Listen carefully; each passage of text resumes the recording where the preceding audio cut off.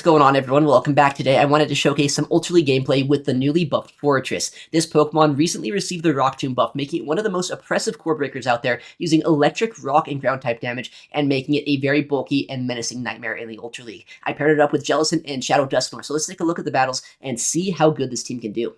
Alright, let's get into the first game of the night here. We're going to see our Forretress in the lead up against the Corviknight. Very good matchup. Obviously, we are a Steel type with Electric type damage, but our opponent instantly swaps out to their own Steel type with Electric type damage with a Steelix. We don't have a great answer to this. We do have a Water type in the back. We have, obviously, Dynamic Punch coverage as well, but Steelix is so bulky, I think I have to go for a Trip and Dip to potentially knock this Pokemon out. Earthquake, not even enough to two-shot here from full HP. They throw a Charge Move of their own, hopefully just going to be a Psychic Fangs or Breaking Swipe, but no, they go for a full-on Earthquake of their own, doing quite a bit of damage to Forretress and forcing me now to come in with our Shadow Dusknoir. They throw another Charge Move. I'm expecting no Crunch at this point. They've shown Earthquake, so likely either Psychic Fangs or Breaking Swipe. It is just a Psychic Fangs. So we can survive that, go for a Dynamic Punch, and either draw a Shield or get a knockout from the Steelix.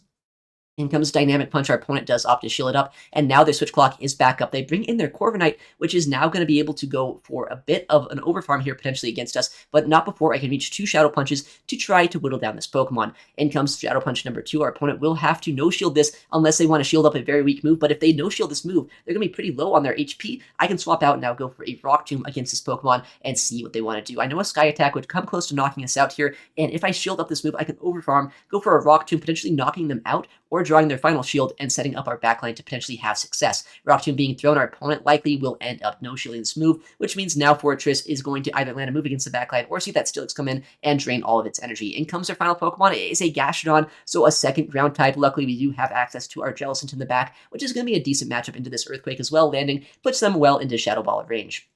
At this point, I still have our Shadow Dusknoir if we need it for potential fast move or charge move pressure in the backline. Our Jellicent as well is at full HP. In comes likely an Earth Power. I'm going to no-shield. I know I can survive it pretty easily. That Steelix is still around, so I might want to use our shield there. In comes that Steelix, as I was just talking about it here. I can go for the Surf, knocking them out, or getting a shield from this Pokemon, depending on how much they value the Steelix. It looks like they do shield it up here. I can bring in our Shadow Dusknoir, drain energy, maybe even reach a Shadow Punch if they only go for a Psychic Fangs here. Let's see what they do. In comes Psychic Fangs. Dusknoir, though, even though it's a Shadow, just bulky enough to reach the Shadow Punch, potentially knocking out this Pokemon. Because I am using Hex as our fast move, we are so spammy with these charge moves, obviously a little bit less fast move pressure, but as a stay swap, I really have liked having Hex on that Pokemon, so that's why I'm running it right now. In comes our Gastrodon. Once again, though, on the opposing side, we can shield up this Earth Power. I know even if they bait a Body Slam, they're not at back-to-back charge moves, so I can go for the Shadow Ball, knock them out, and take the win here in game number 1. Shadow Ball being thrown, our opponent has no shields to hide behind. The Shadow Ball should be more than enough damage to KO this Gastrodon and get us the win there. GG's to our opponent. All right, next matchup, Forretress up against a Serperior. Very good lead matchup. Obviously, though, we don't have any super effective pressure, so it is a little bit more awkward than I'd like it to be, and our Jellicent doesn't really want to see it. Our opponent also having an awkward save swap with this Dusknoir right now. Dusknoir obviously is going to go for charge moves against us right before I can swap out. This is going to chip us down with that Shadow Punch, but I can go for a Rock Tomb of our own, hopefully debuff their attack stat. I mean, it's a guarantee, right? So we can debuff them, swap out to our own Shadow Dusknoir. Hex is going to do just about as much damage, honestly, as Astonish at this point, thanks to that debuff, and since they are debuffed, I can no-shield this, go for a Shadow Punch of our own and knock them out using our Shadow Dusknoir as a way to just neutralize this opposing Dusknoir save swap. In comes Shadow Punch, likely going to see a no-shield, but if they do shield this up, that's fine by me. I can win the extended scenario as well because they are debuffed. Our opponent lets it go, likely going to come back in with that Serperior. They're taking a second to decide what they're going to do. In comes that Serperior, though. We know for a fact we can outpace them. Hex is such a spammy charge move, or fast move rather, at this point. Our charge moves are so quick to be reached. Shadow Punch does quite a bit of damage, honestly putting them down to about half HP, which means if I need to, I can land a Shadow Ball against this later on, potentially knocking them out. In comes a charge move, likely just an Aerial Ace will end up landing against our Shadow Dusknoir. It will knock us out right before our next move is going to be reached, but that's fine. At this point, we can bring in our Forretress, absorb all of this damage, go for Rock Tomb if we need to, and see what our opponent is going to do. Aerial Ace is not going to be able to two-shot us. It's not a very strong move, obviously. Ultra League is also where things are so much more bulky, but our opponent ends up getting a full Incinerate of damage against our Forretress before we're able to swap out. That is going to make it so now the next Aerial Ace will knock us out for sure. We're going to try our best, though, to neutralize this Fire and Ghost type with our Water and Ghost type Pokemon with Jellicent.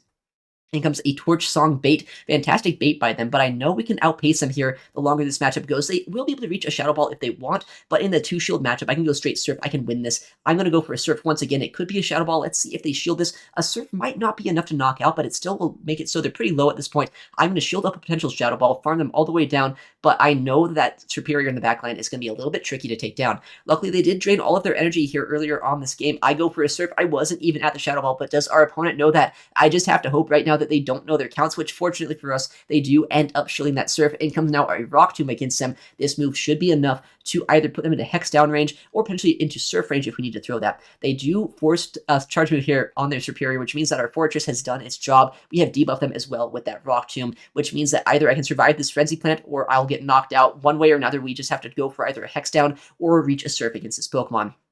That move does so much damage. We do reach a Surf. Our opponent makes a catch on Skeledirge, but honestly, I needed to throw this move anyway. Skeledirge would be able to do a little bit of damage to us, and I know we can still get one more Hex against his Superior. We're able to barely farm them down and just barely take that match. GG's to our opponent. All right, next matchup here, a Shadow Galarian Weezing. This Pokemon, if it doesn't have Overheat, is a fantastic lead, but if they are on Overheat, we'd get one shot, which would be absolutely embarrassing here, so I don't want to let that happen. I'm going to go for the Rock Tomb. Our opponent, though, instantly on CMP, which means I could have got a full sneak if I didn't throw it, goes for a charge move. I'm going to shield up, but since they throw a Brutal Swing, that kind of makes me think they likely are in Brutal Swing and Sludge. It would be kind of surprising to me if they were not running Sludge because of how strong of a move it is. Our opponent just throws a move very quickly this time. I know at this point that is just a Brutal Swing for sure. Luckily, we are able to debuff them before getting a single charge move to land against us, which means they do almost nothing with that charge attack. At this point, I'm content to overfarm, get as much energy as I can coming out of this matchup. These Brutal Swings aren't doing too much damage. I can get Rock Tombs against whatever they're going to have in the backline. I might even be able to get a full farm down here with Volt Switch, which would make it so the Shadow Galarian Weezing would have very little wiggle room to hide in the back. But at this point, I know it's so spammy, I just want to get it out of the way. This Pokemon would be a bit of a menace for our Ghost types in the back, so I just guarantee the knockout. Here we go for the Rock Tomb, and we see the Weezing go down.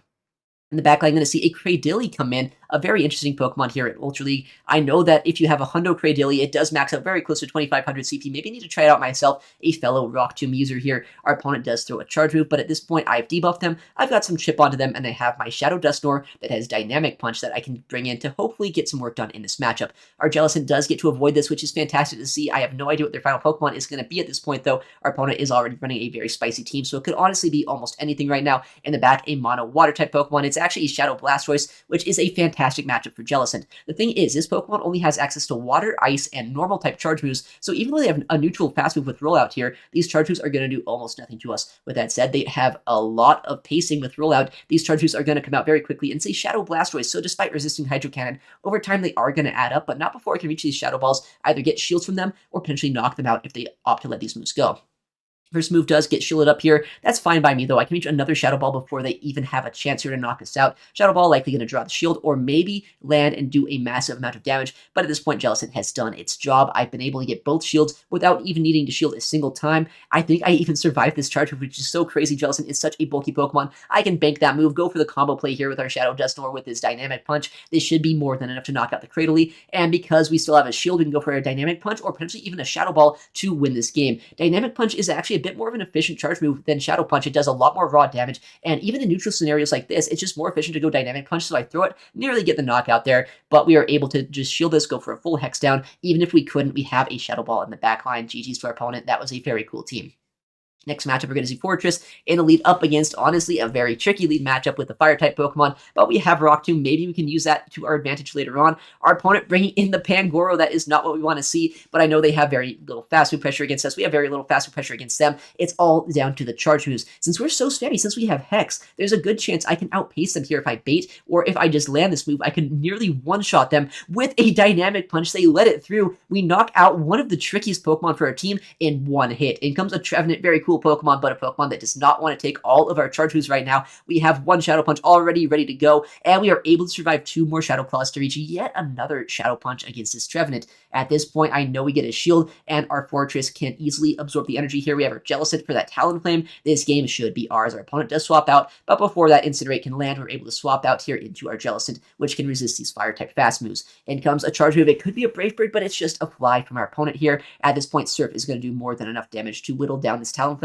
We should be able to win this game with just our super effective charge moves, and then using Forretress to sponge energy later on this game. They do opt to shield that move up, but I have yet another Surf already loaded. Surf plus Hex is such a good combination. It is 4-3, 4-3. It's very good pacing, and thanks to Surf's damage buff the other season, a couple seasons ago that is, it is able to do quite a bit more damage to Talon than it used to. We're able to now go for a full Hex down, potentially knocking him out later on. but they are going to swap out here to their Trevenant. They're going to try their best to knock us out, but I know a Shadow Ball, despite being a very strong move, is not going to be able to one-shot. It's not even close. The Shadow Claws are adding up, but we are able to outpace them to a Rock Tomb, knocking out this Trevenant, and then we have Volt Switch, right? So even though there is a Fire-type Pokemon in the backline, I'm pretty sure we can just knock them out here with one more fast move and take the win with our Forretress, knocking out a Fire-type. GG's to our opponent there. Next matchup, a Zygarde in the lead. Honestly, another one of those very tricky Pokemon for our whole team to face, but I know at this point we have access to Earthquake. We resist a lot of the moves that they're going to throw, so at least stay in here for just a second, trip them down, and potentially drain energy. Maybe we could be in a good spot later on. Here comes a charge move, likely just going to be a Crunch or a Bulldoze. Our opponent actually does have Bulldoze. Very interesting stuff here. I'm now going to Safe Swap our Shadow Dusknoir and see what we can do. In comes their own Shadow Feraligatr, and that's what I was talking about. Dynamic Punch is just better in these neutral matchups. You might as well throw it if you're only going to be able to land one move. They do opt to let it go, and as you can see, that does so much damage. Dynamic Punch is such a good move. It's kind of crazy how efficient it is. I can shield up this Hydro. I can now go straight on these Shadow Punches here and try to get shields back from them. If they shield this up, there's a good chance I can flip switch. Not that I really need to at this point. I just want to neutralize this Shadow Gator, so it's not going to be as big of an issue in the backline. I'm going to no-shield this up, go for a full farm down with either my Jellicent or our Forretress at this point. I know we have a lot of energy on Forretress. I'm going to try to get 3 Hexes to knock them out here with our Jellicent. They do unfortunately survive to get a Hydro Cannon off, but since we resist Water-type Fast Move pressure, or Charge Move pressure rather, it's not going to do too much to us here, but we are chipped down a little bit more than I'd like to be. In comes that Zygarde once again. We're able to go for a Shadow Ball against him. This move obviously is going to do quite a bit of damage, but Zygarde is going to be one of the bulkiest Pokemon in the entire game. That just kind of bounces right off of them, but I need to knock this Pokemon out somehow, right? I'm going to no-shield this. I know at this point it likely is an Outrage, but I think we survive it because since they are so bulky, they have very little offensive pressure themselves. Shadow Ball once again going to be thrown. What is our opponent going to do? We end up getting that move through the shield. We come in with our Forretress, but they catch on their Talonflame. If we went for the Rock Tomb, we had back-to-back there. We probably just win this game if I went for Rock Tomb as a bait, but because of that nasty catch, they're able to win the game there. GG's to our opponent. That was honestly way closer than I thought it would be, but unfortunately, we were able to barely lose that one. Next game here, the Forretress Mirror matchup, the shiny Forretress Mirror, I should say. We have the ability to go for Rock Tomb. The Forretress that wins CMP is generally in a very good spot because you can get these debuffs off before your opponent. It's going to make it so every single charge move you throw does 25% more damage than any charge move they're going to throw.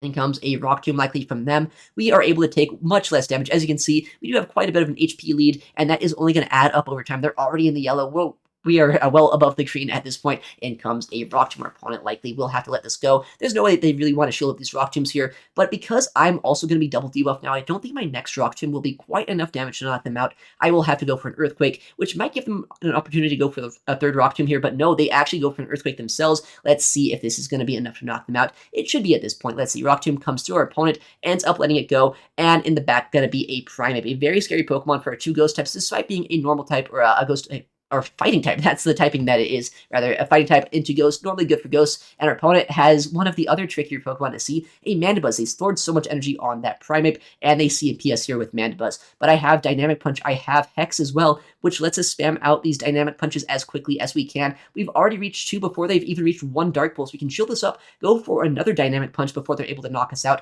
potentially drawing a shield and making it so we can maybe win this game depending on how they play this out.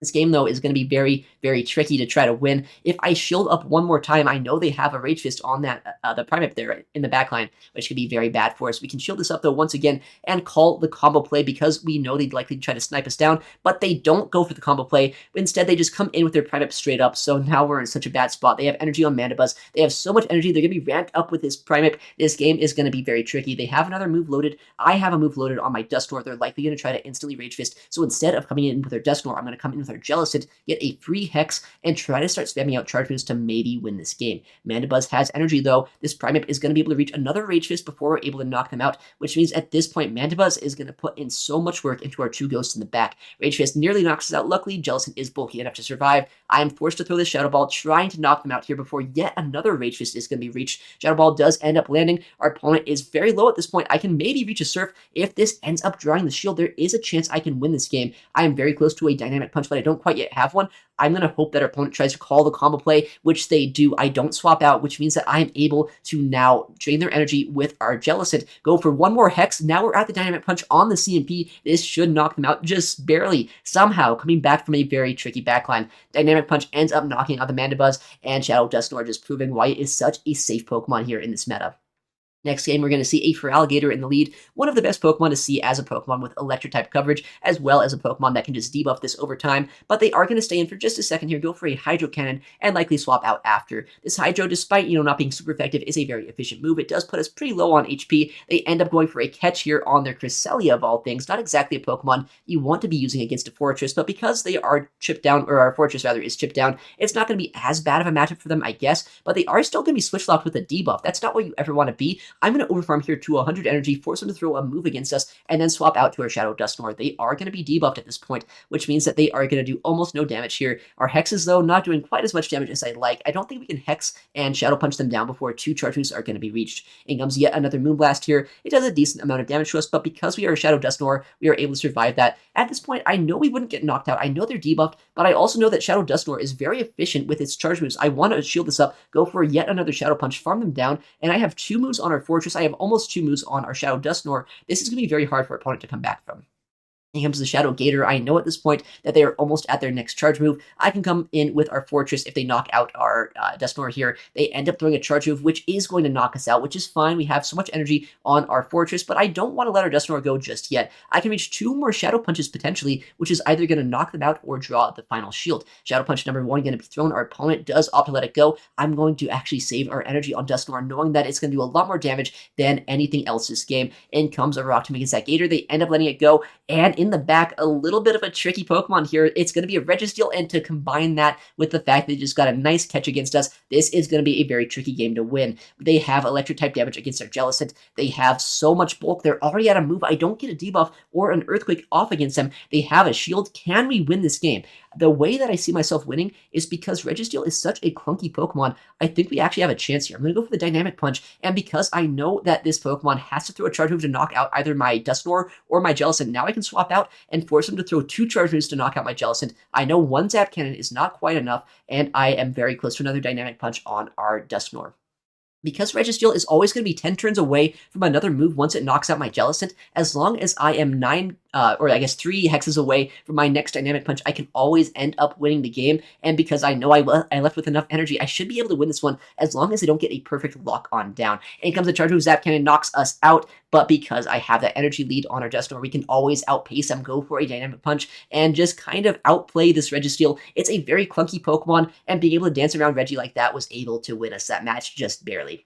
Alright, next game here with our Fortress into a Shadow Golurk, a terrible lead for a Volt Switch user. We safe swap our Shadow Dusknoir, our opponent responding with a Golisopod. Because of the energy lead that I have right now, I think I might be able to flip this the longer it goes on. Shadow Claw obviously is super effective, but we are so spammy with these Shadow Punches, I think we might just be able to outpace them and get both of their shields, maybe even flipping Switch, which could be massive for us right now. Shadow Punch ends up landing. The next one is already ready to go. Our opponent is going to be forced to shield this move up if they want any chance to win this game.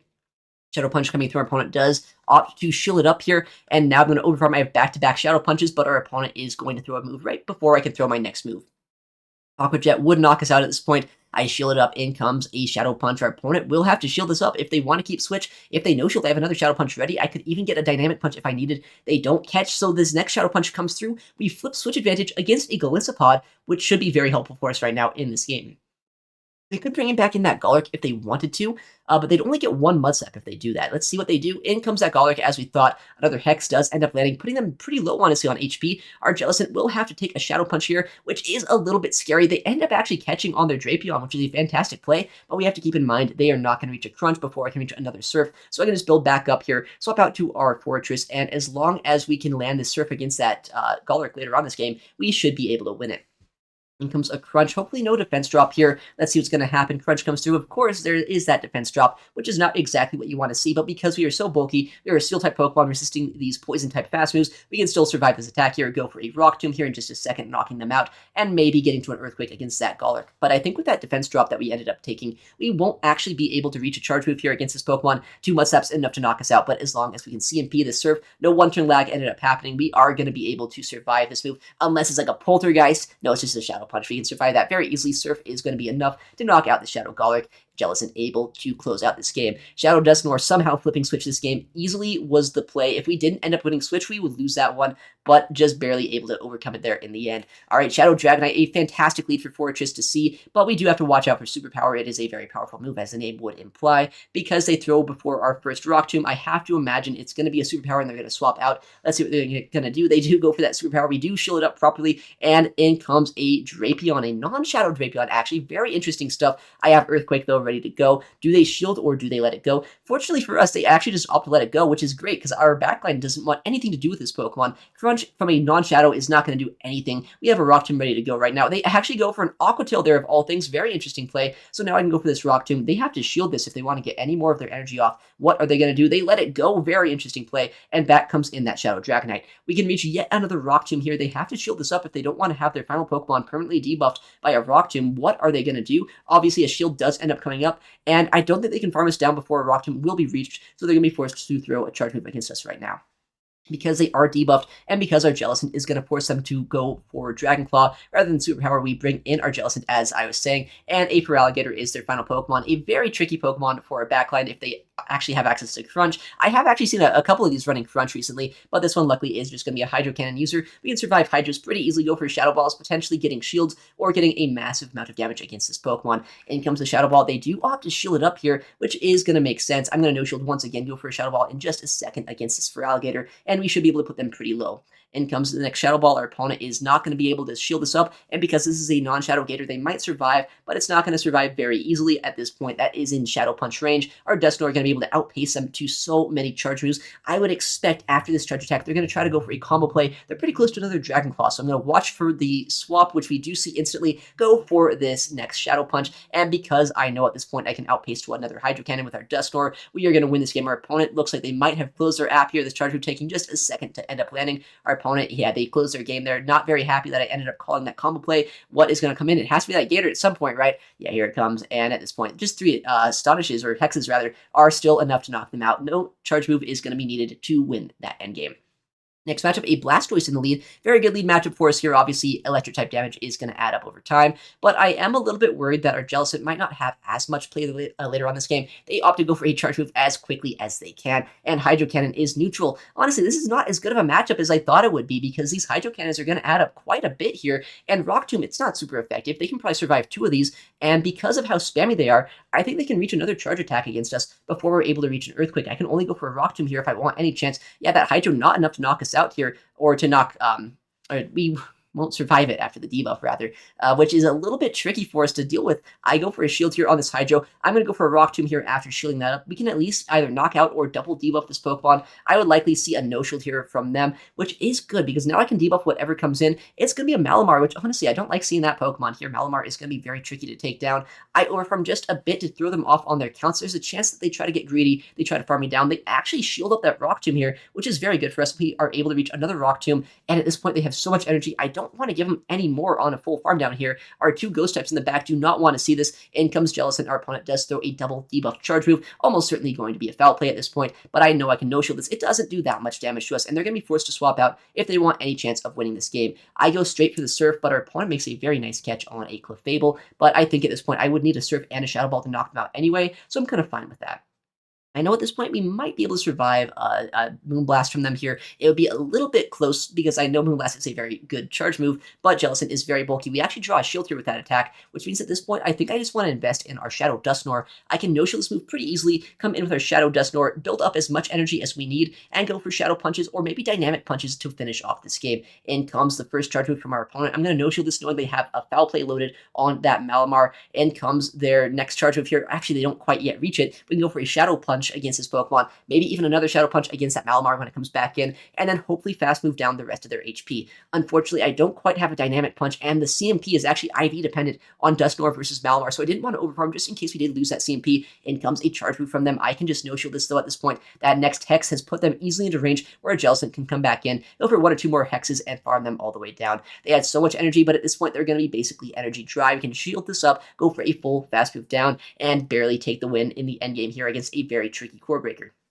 All right, next matchup, we're going to see, well, speaking of very tricky core breakers, this might just be the worst one we could see on the entire team here. Pangoro, it beats Forretress, it beats our two ghost types, but I know at this point my best bet is by trying to get shields in the lead. Night Slash does end up coming through. It doesn't do too much damage, and I can throw a charge move, maybe draw a shield, maybe get a ton of damage. Well, I mean, Rock Tomb's not going to do anything, so I want to get a shield bait if I can. They do shield up the Rock Tomb, which is exactly what we need to see. Our opponent yet again throwing a charge move here. It has to be a close combat if they want to knock us out, but even after that debuff, I don't think it would be quite enough. Night Slash, not enough to knock us out. They instantly throw. At this point, I know it's going to be a close combat. It has to be if they want to knock us out, which they do end up throwing. And now our Shadow Dusknoir is going to try its best to whittle down this Pokemon. In the back, unfortunately for us, it's going to be yet another Pokemon with Dark type coverage. This Weezing is going to be doing a lot of damage into our Shadow Dusknoir, and because they still have their Pangoro alive, this game is looking very tricky. Shadow Punch is going to be thrown, but because we are not on Astonish, I don't think two are going to knock out. Shadow Punch does a decent chunk, but yeah, they're able to survive this next Shadow Punch quite easily, and because Brutal Swing will be reached basically right now,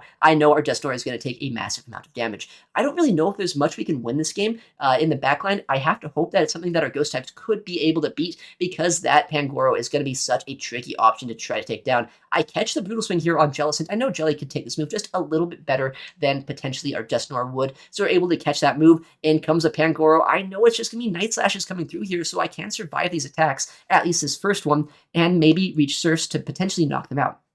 Night Slash does end up doing about half of our remaining HP there. Surf is going to be thrown. Do they shield this up? Can they shield this up? That's the big question. They do shield, which means our Jellicent might have play in the back. Same with our Shadow Dusknoir. I could shield this move up right now if I wanted to. I feel like at this point, having two Pokemon is better than just relying solely on our Shadow Dusknoir. So we shield up that move, instantly throw the Surf before they can swap out, and it's going to come down to what their final Pokemon is going to be this game. Surf ends up landing our opponent. What are they going to have in the back? It's going to be a Tentacruel. This is exactly what we would want to see if we want any chance of winning. They try to go for a catch. It does not work out for them, giving us two extra hexes here. We can go instantly for this Shadow Ball. Our opponent is not quite yet at the Scald. In comes Shadow Ball. It ends up landing. Our opponent is going to try their best to knock us out here. They are lagging a little bit. I don't think, though, that this lag would have mattered too much. I am almost at back-to-back Shadow Punches with our Shadow Dusknoir. They would not have been able to overfarm enough energy to reach a Scald against our Dusknoir and our Jellicent before enough charges would be reached. So we were able to reach yet another Shadow Punch, knock out this Tentacruel, and take the win against one of the trickiest Pokemon that our whole team could see. And with that, we're actually going to end up getting our ELO reveal here at the end of the day. This team was a very fun one to use. 2282 as our starting ELO,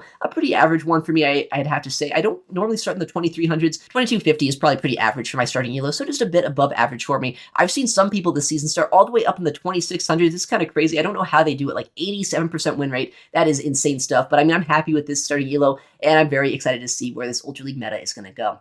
All right, well, thank you so much for watching today's video. If you want to see more battles like this in the future, I'm going to be uploading a lot more videos to the channel. I would love to see them in future videos, so please make sure to leave a like and subscribe. It helps out the channel a ton. But yeah, thank you again for watching. Take care, and I'll see you in the next one.